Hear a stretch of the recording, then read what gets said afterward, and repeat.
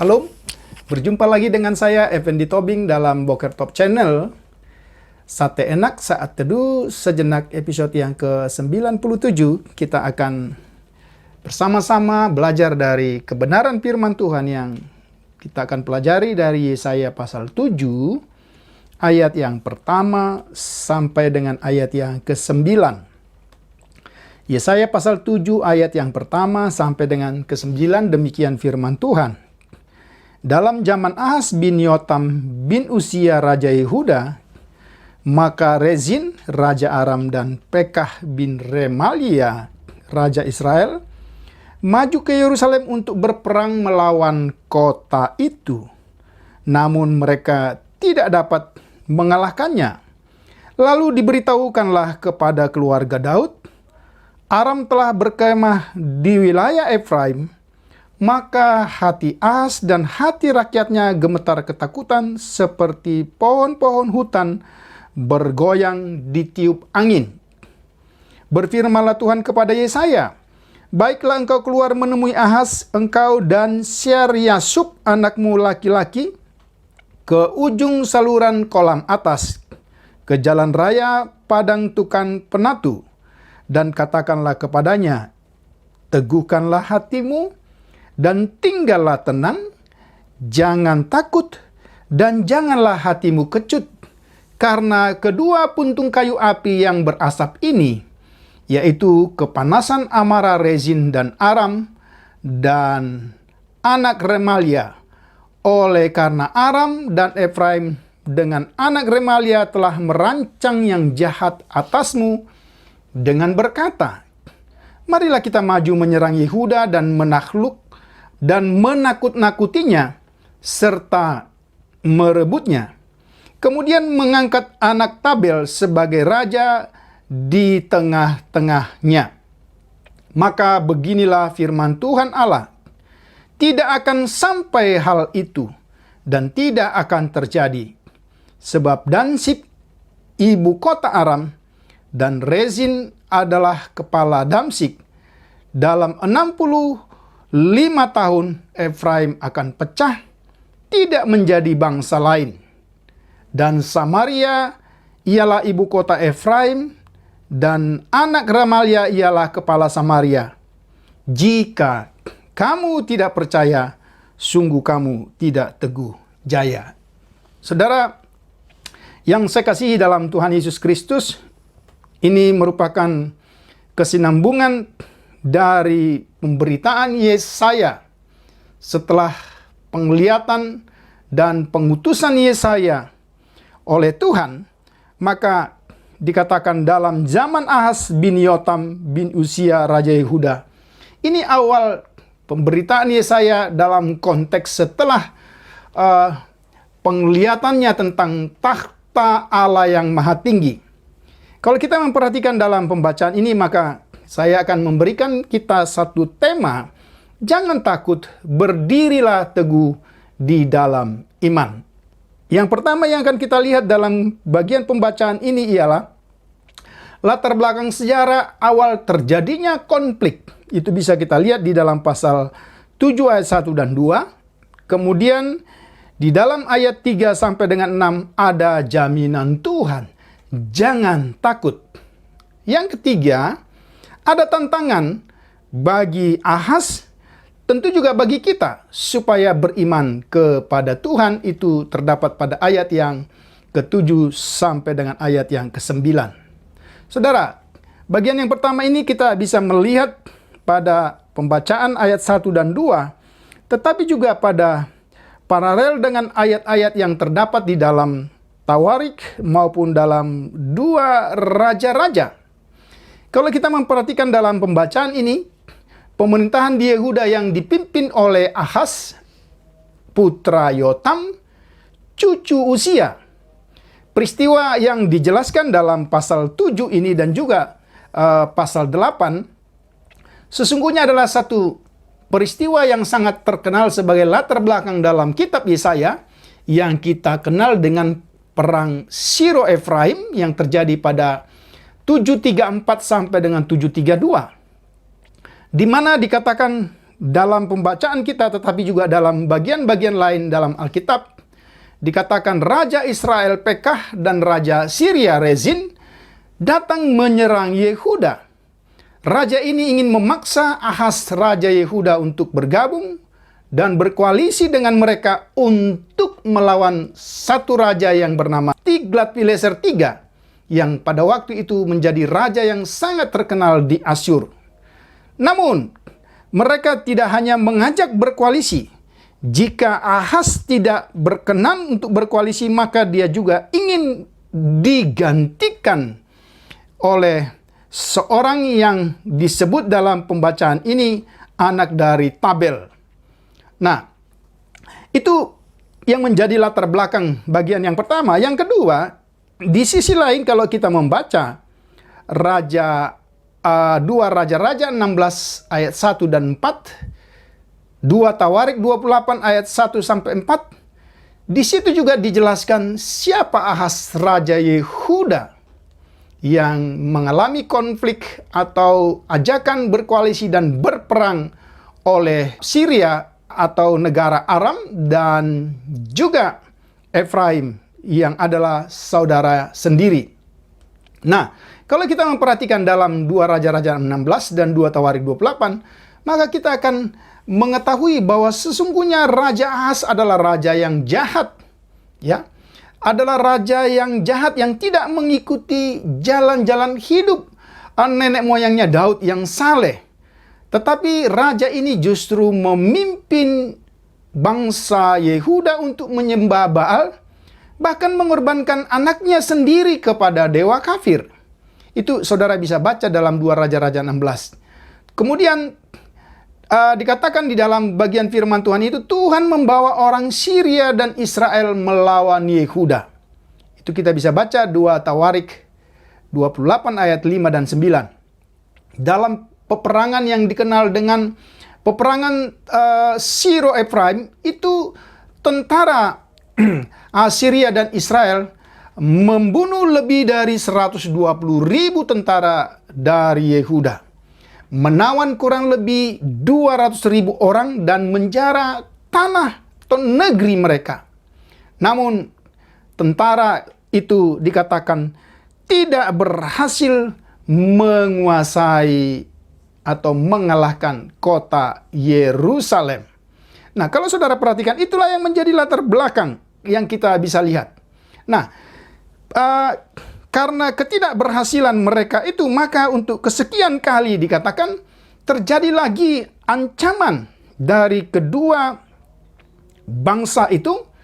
Ini merupakan krisis atau ancaman secara langsung bagi keluarga Daud. Ya, memang di sini ada satu penyebutan yang tidak biasa kalau kita perhatikan di dalam pembacaan kita itu, ya. Ada sebutan dari keluarga Daud, ya. Kalau saudara perhatikan, ini bukan penyebutan yang biasa, tetapi tentulah penyebutan ini keluarga Daud itu berhubungan dengan dinasti Daud yang akan mewarisi kerajaan, yang tentu kerajaan Daud itu berasal dari Yehuda. Bukankah itu juga akan menjadi pertanyaan? Karena Tuhan sudah menjanjikan bahwa tahta Daud akan berkuasa untuk selama-lamanya. Artinya, kerajaan Daud yang berasal dari suku Yehuda itu apakah akan terputus dengan datangnya Raja Syria dan Israel untuk memerangi mereka? Nah, dikatakan di dalam pembacaan di dalam ayat 2 itu ada orang yang memberitahukan bahwa dua sekutu, yaitu dikatakan di dalam pembacaan kita Raja Aram yang bernama Rezin dan Pekah bin Remalia Raja Israel sedang bersekutu dan sedang berusaha menginvasi, menjajah bangsa Yehuda. Nah, tentulah hal itu yang menyebabkan apa yang kita baca di dalam pembacaan ini dikatakan, maka hati Ahaz dan hati rakyatnya gemetar ketakutan seperti pohon-pohon hutan bergoyang ditiup angin. Nah, ini satu gambaran ketakutan yang luar biasa yang dihadapi oleh seorang raja yang memang adalah raja yang jahat. Tetapi tentulah ini satu hal yang perlu kita garis bawahi. Bagaimana mungkin raja yang jahat yang sedang mengalami ketakutan karena ada dua bangsa yang akan menyerang bangsanya, yaitu bangsa Yehuda, itu dapat kemurahan dari Tuhan. Yaitu kemurahan yang saya maksud, dia mendapat berita keselamatan dari Tuhan melalui hambanya Yesaya. Maka pada bagian yang kedua, kalau kita membaca ayat yang ke-3 sampai dengan yang ke-6, ada jaminan Tuhan. Tuhan katakan, jangan takut. Tuhan memerintahkan Yesaya dan putranya yang bernama Sear-Yashub untuk pergi menemui Ahaz. Memang kalau kita memperhatikan dalam pembacaan ini, tidak dijelaskan mengapa Yesaya harus pergi menemui Ahaz bersama dengan Sear-Yashub. Sear-Yashub artinya sisa akan kembali. Apakah ini menunjukkan sesuatu? Memang tidak dijelaskan secara eksplisit, tapi kalau kita melihat konteks ini, kalau dikatakan Sear-Yashub itu berarti sisa-sisa akan kembali, ini justru ingin meneguhkan bahwa di tengah-tengah krisis, di tengah-tengah situasi ketakutan itu ada janji Tuhan. Meskipun mereka akan nanti mengalami pembuangan, maka dikatakan sisa-sisa Israel itu akan kembali. Memang ini masih bersifat interpretasi, tapi tentulah ada kepentingan mengapa Tuhan katakan Yesaya harus pergi menemui Raja Ahaz bersama anaknya Sear-Yashub. Nah, di dalam pembacaan kita ini, kita melihat ada dua pesan yang diucapkan oleh Yesaya kepada Ahaz sebagai janji keselamatan yang jelas dari Tuhan. Pesan yang pertama, Ahaz diingatkan untuk meneguhkan hati. Dikatakan, teguhkanlah hatimu, tetaplah tenang, jangan takut, jangan putus asa. Ada satu pengulangan kepastian dari firman Tuhan tentang jaminan. Ya, ini menggambarkan mengapa diulang sampai 4 kali. Jangan teguhkanlah hatimu, tetap tenang, jangan takut, jangan putus asa. Ini ingin menunjukkan besarnya persoalan atau kritisnya kondisi Ahaz yang digambarkan seperti dikatakan pohon-pohon hutan bergoyang ditiup angin tadi. Sehingga dia perlu didorong, dia perlu diyakinkan tentang janji keselamatan dari Tuhan. Yesaya berusaha untuk menyampaikan firman Tuhan supaya Ahaz tidak takut. Tetapi supaya Ahaz juga bersandar pada janji-janji Tuhan. Meskipun, sekali lagi, kita lihat, meskipun Ahaz adalah raja yang jahat dan yang sesungguhnya tidak pantas menerima anugerah dari Tuhan. Kemudian, peringatan untuk tidak takut ini sebenarnya seringkali juga kita melihat di dalam perjanjian lama, dalam nasihat atau berita-berita Nabi. tetapi bahkan jauh sebelum kitab-kitab Nabi. Ya, misalnya dalam peperangan yang terjadi dalam Ulangan 20 ayat 3, kemudian dalam Yeremia 51 ayat 46. Ya, itu satu perintah atau satu jaminan dari Tuhan.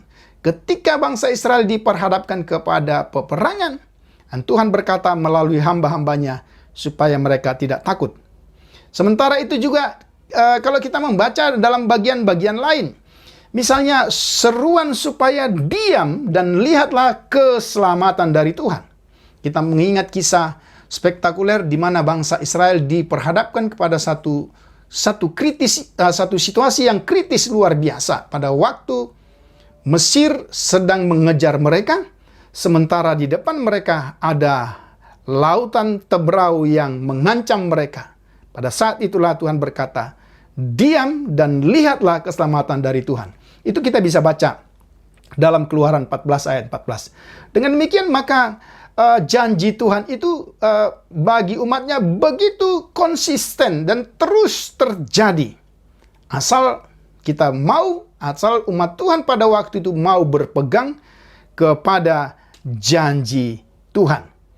Dengan kata lain, melalui janji Tuhan ini, Yesaya ingin mengarahkan pandangan Ahaz supaya dia tidak melihat peperangan secara fisik ini hanya dari kacamata manusia, tetapi dia harus melihat dari sudut pandangan Tuhan. Ini yang bisa kita lihat. Dalam menghadapi bahaya yang begitu parah, ya, ada janji Tuhan.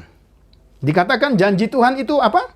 Bahwa kedua raja yang akan memeranginya, yaitu Raja Syria dan Israel, dikatakan itu hanyalah tongkat yang sedang membara. Tongkat yang sedang membara itu mau menjelaskan raja-raja yang sedang marah. Tetapi walaupun dikatakan mereka sedang marah dan tongkat itu sedang membara, tapi tidak akan dapat merusak Ahaz. Mereka yang ingin menggulingkan Ahaz dan menggantikannya dengan anak Tabel, tetapi Tuhan berjanji bahwa semua ini tidak akan berhasil. Sekali lagi, kita tidak mengerti apa dasar Tuhan untuk bertindak dalam konteks ini. Karena sesungguhnya Ahaz adalah raja yang jahat. Tapi itu fakta dari firman Tuhan yang tidak boleh kita interpretasikan lain daripada teks yang kita baca. Kemudian bagian yang ketiga, kita melihat setelah apa yang disampaikan oleh Yesaya dalam bagian yang pertama tadi, maka di bagian yang ketiga ini kita lihat tantangan supaya beriman kepada Tuhan. Itu ayat 7-9. Di sini ada pesan yang kedua untuk Ahaz, ya, berisi janji kemenangan yang pertama dan tantangan untuk mempercayai Tuhan. Kalau kita membaca sebagaimana yang telah saya bacakan tadi, dikatakan itu tidak akan terjadi. Coba kita lihat ayat yang ke-7. Apa maksudnya? Itu tidak akan terjadi. Ini terkait dengan rencana jahat dalam ayat 5 yang sedang dirancanakan oleh dua raja untuk menghancurkan Raja Ahaz pada waktu itu. Itu tidak akan terjadi. Meskipun dalam pembacaan ini kita melihat ada penyebutan Damaskus yang menjadi kota terpenting dari Aram, dan rejim yang berkuasa adalah raja yang terpenting, ya. Tetapi kalau kita memperhatikan dalam pembacaan ini, sebaliknya rencana Tuhanlah yang akan jadi. Dengan kata lain, apa yang ingin kita katakan? Tuhan atau bagi Tuhan, siapapun yang memerintah, kalau itu tidak sesuai dengan rancangan dan rencana Tuhan sendiri, ya, itu tidak akan memiliki arti apa-apa. Dengan kata lain, Yesaya ingin menyampaikan kepada Ahaz, dua raja yang berkuasa tidak akan mampu mengalahkan Yehuda, Raja Ahaz pada waktu itu. Hanya kalau kita membaca pada bagian yang terakhir, kalau Ahaz percaya kepada Tuhan. Tantangan Yesaya bagi Ahaz untuk percaya kepada Tuhan. Mengapa? Karena kalau dia tidak percaya kepada Tuhan, maka pengalaman dua raja yang akan menguasai atau yang akan menindas bangsa Yehuda pada waktu itu juga akan terjadi kepada Ahaz sendiri. Artinya, di sini kita melihat ada satu syarat secara implisit yang ingin dikatakan oleh firman Tuhan ini. Bahwa betul-betul dua raja yang akan ingin menjajah bangsa Yehuda pada waktu itu tidak akan terjadi jika Ahaz sungguh-sungguh percaya. Dari sisi logika yang saya maksud, jika kita membandingkan jumlah tentara Ahaz, tentulah sangat sedikit jika dibandingkan dengan tentara Israel dan Syria yang akan memeranginya. Tetapi pertanyaannya bukan pada jumlah atau kekuatan manusia, tapi apakah Ahaz mau mempercayai janji Tuhan dan mau mempercayai Tuhan. Inilah tantangan yang diberikan oleh Yesaya. Karena kalimat yang terakhir dari ayat 9, jika kamu tidak percaya, sungguh kamu tidak teguh jaya. Saudara, ini saya pikir juga menjadi tantangan bagi hidup kita. Kita melihat berbagai konflik terjadi. Peperangan secara fisik, peperangan secara rohani itu terjadi.